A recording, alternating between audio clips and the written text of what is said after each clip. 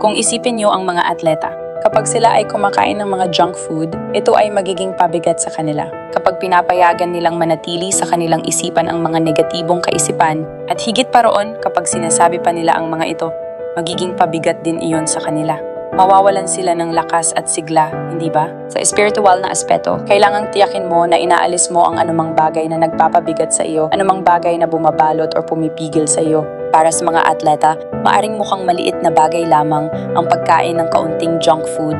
Ngunit iyon mismo ang maaring maging dahilan kung bakit sila hindi manalo kapag hindi nila naabot ang home run dahil sa isang kisap-matang pagkukulang. Ganyan din sa espiritual na kaharian.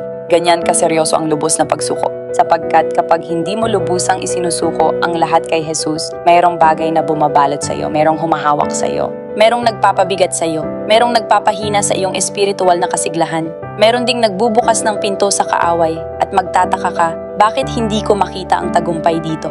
Ito'y kasing simple ng pagsasara ng pintong iyon. Ganon kasimple ang lubos na pagsuko. Hindi ito tungkol sa paggawa ng mga gawaing panrelihiyon, ang magdasal, mag-ayuno, o magbasa ng Biblia na parang listahang kailangang tapusin.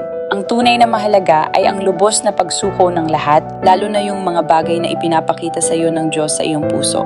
Pakinggan mo yon, huwag mo itong ipagsawalang bahala, isuko mo ang lahat.